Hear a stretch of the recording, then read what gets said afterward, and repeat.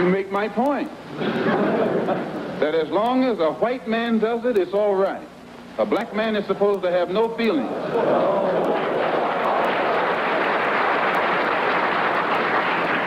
But when a black man strikes back, he's an extremist. He's supposed to sit passively and have no feelings, be nonviolent, and love his enemy. No matter what kind of attack, be it verbal or otherwise, he's supposed to take it.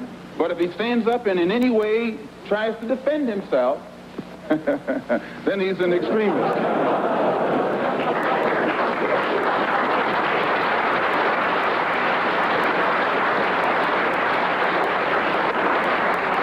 No, I think that the speaker who preceded me is getting exactly what he asked for.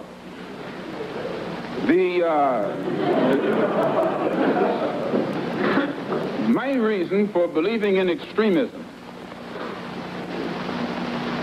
intelligently directed extremism, extremism in defense of liberty, extremism in quest of justice, is because I firmly believe in my heart that the day that the black man takes an uncompromising step and realizes that he's within his rights, when his own freedom is being jeopardized, to use any means necessary to bring about his freedom or put a halt to that injustice, I don't think he'll be by himself. I live in America where there are only 22 million blacks against probably 160 million whites. One of the reasons that I'm in no way reluctant or hesitant to do whatever is necessary to see that black people do something to protect themselves, I honestly believe that the day that they do, many whites will have more respect for them, and that there will be more whites on their side than are now on their side with these little wishy-washy love thy enemy approach that they've been using up to now. And if I'm wrong, then you are racialists.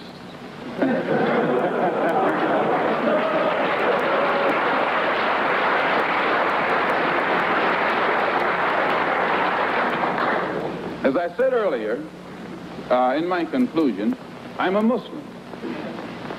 I believe in the religion of Islam. I believe in Allah. I believe in Muhammad. I believe in all of the prophets.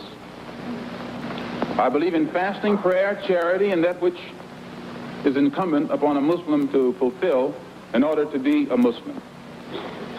In April, I was fortunate to make the Hajj to Mecca and went back again in September to try and carry out my religious functions and requirements.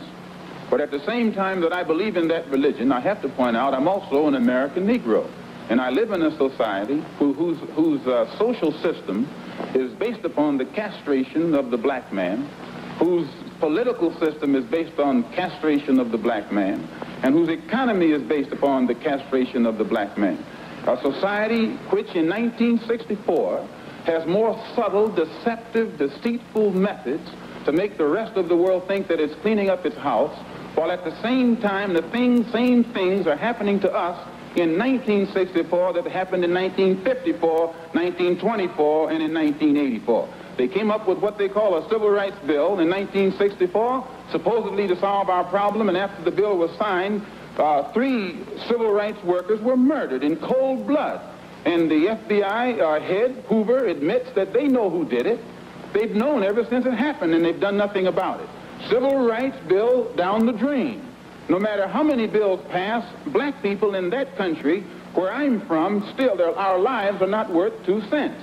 And the government has shown its inability, or either its unwillingness, to do whatever is necessary to protect life and property where the black American is concerned. So my contention is that whenever a people come to the conclusion that the government which they have supported proves itself unwilling or proves itself unable to protect our lives and protect our property because we have the wrong color skin, we are not human beings unless we ourselves band together and do whatever, however, whenever is necessary to see that our lives and our property is protected. And I doubt that any person in here would refuse to do the same thing were he in the same position, or I should say were he in the same condition.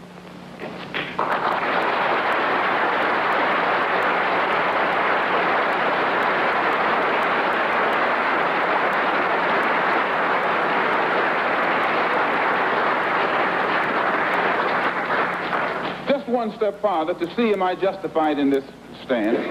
And I say, I'm speaking as a black man from America, which is a racist society. No matter how much you hear it talk about democracy, it's as racist as South Africa, or as racist as Portugal, or as racist as any other racialist society on this earth. The only difference between it and South Africa preaches separation and practices separation. America preaches integration and practices segregation. This is the only difference. They don't practice what they preach. Whereas South Africa preaches and practices the same thing. I have more respect for a man who lets me know where he stands, even if he's wrong, than the one who comes up like an angel and is nothing but a devil.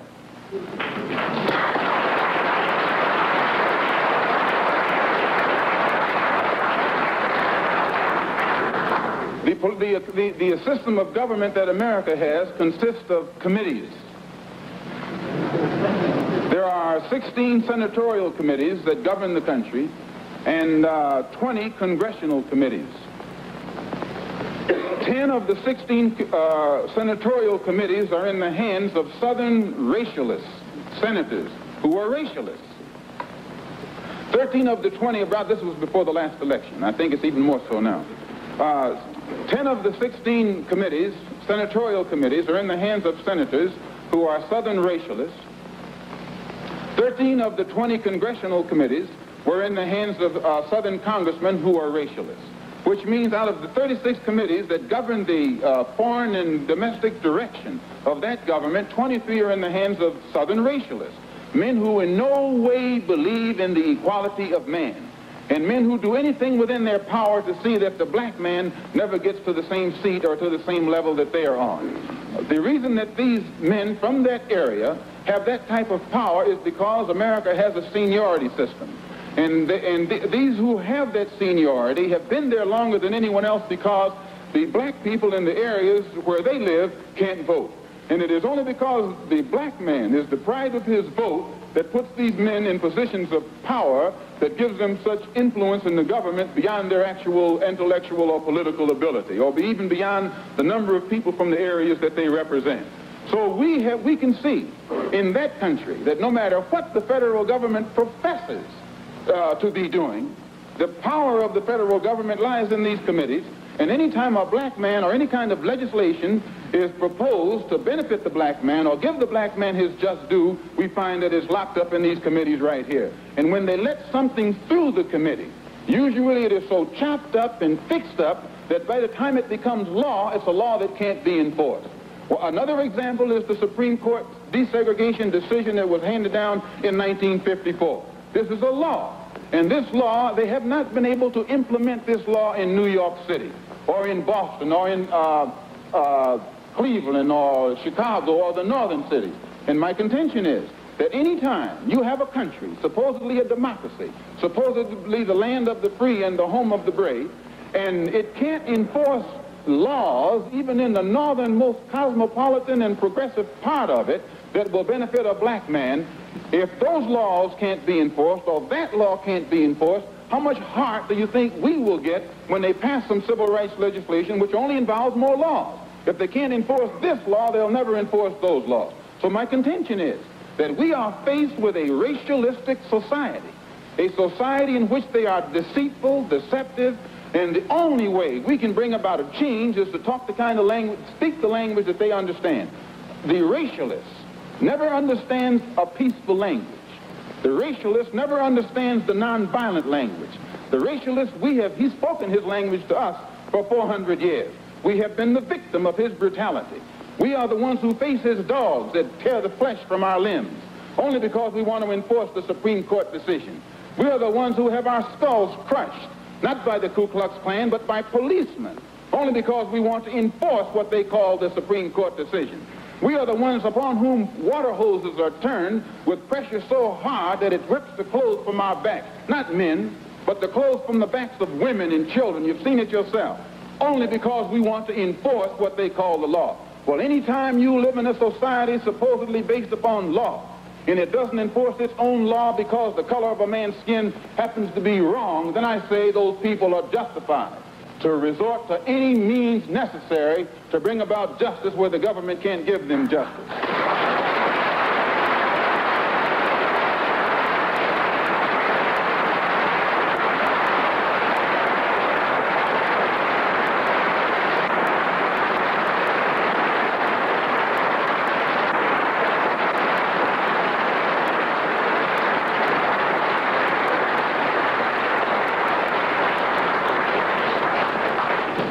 don't believe in any form of unjustified extremism.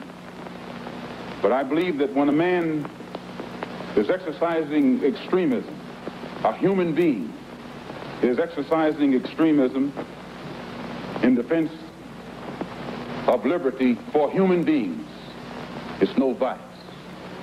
And when one is moderate in the pursuit of justice for human beings, I say he's a sinner. And I might add in my conclusion, in fact, America is one of the best examples when you read its history about extremism. Old Patrick Henry said liberty or death. That's extreme. Very extreme.